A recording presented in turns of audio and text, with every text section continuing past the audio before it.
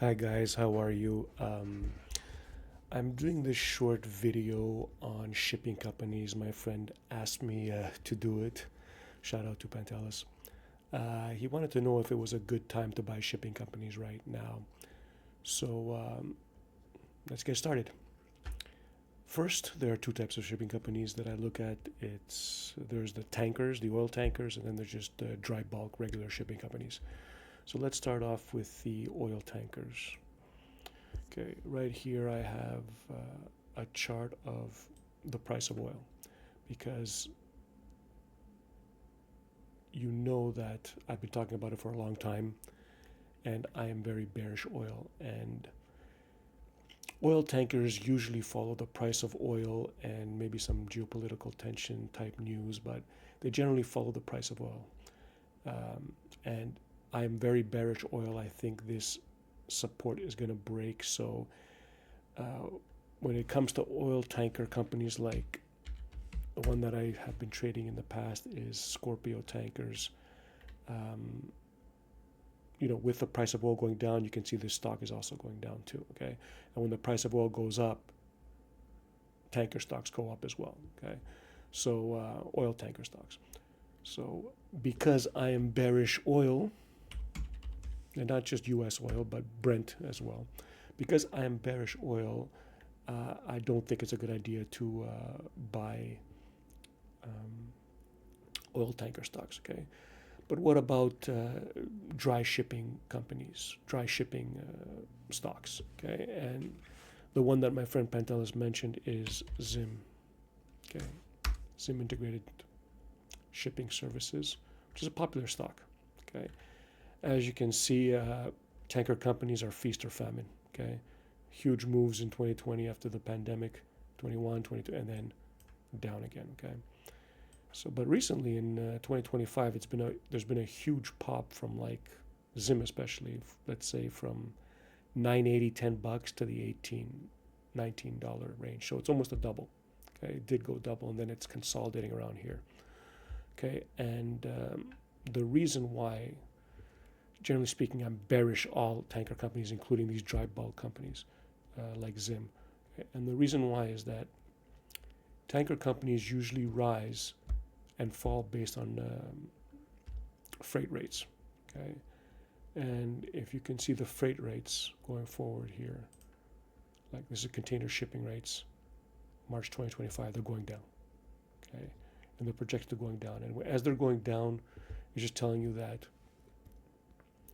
um, there's not a lot of money to be made in shipping companies going forward. Okay, you can see it another way too. The containerized freight index from Trading Economics shows the same thing. Okay, um, so I'm not too bullish on container companies going forward. Okay, especially these types of companies. I mean, you had a pop, but going forward is what matters, and we're looking at the forward rates. Okay, so let's do a little bit of fundamental analysis on this stock. It's a little quick and dirty analysis of Zim. Okay, so if you look at Zim, this is Finviz. It's a great company. You can get some free information from sites like this. Okay, and the first thing we look at is profitability. Okay, this is the profit margin. 25% profit margin is huge. Okay, so it's doing very well.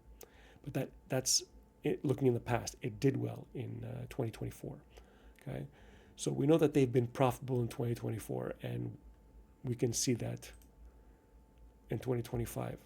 Okay, so 2024 here, you can see that in 2024, starting here, Zim did very well. Went from $7 all the way to like 28. Okay, so it's like 4x in 2024, and that's understandable because huge profits, huge EPS, and it just beat on every metric. Okay, if we look at Seeking Alpha, you can see that here I'm looking at Zim Integrated Shipping Services earnings. Okay, and this is the earnings profile of Zim going back to Q1 2024. Okay, so you can see here this each bar here is a quarter. So this is the first quarter of 2024, second quarter, third quarter, fourth quarter, etc. And this is 2025. Okay, so in 2024, you can see that the left um, bar here is what they were expecting, and the blue bar is what they got. So here they missed. They missed earnings for this quarter, but in the second quarter and third quarter they beat. Okay, and you can see that as earnings were increasing in 2024, so was Zim's price. Okay, this is 2024. Initially, the first quarter went down because it missed earnings, but after it started beating earnings. Okay, so you can see that stocks are driven by earnings. Okay, and container shipping stocks are no different. So as they were beating earnings, the stock price was ripping. Okay, but as you can see, we don't look at the past. Okay, we really don't care about the past. We, as traders, we look to the future. As you can see, the earnings projections for Q1 2025, Q2, Q3, Q4 are,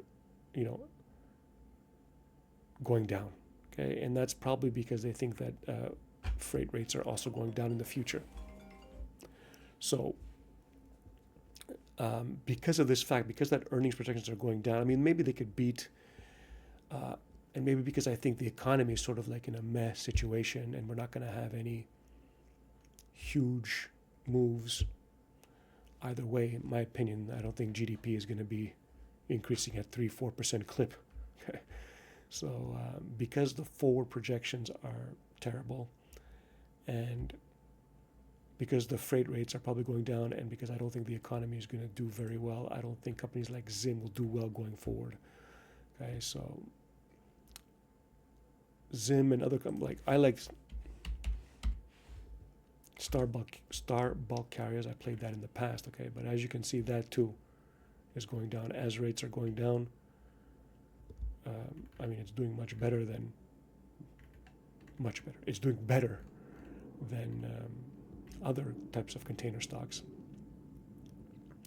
It's still, as a whole, as a sector, I wouldn't be in this sector, okay, because future projections are terrible.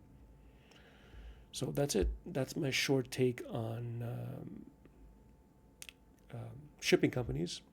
I'd stay away from oil for sure, and I stay away from bulk shipping as well. 2024 was a good year. I don't think 2025 will be a good year for these stocks. Thank you very much, and have a nice day.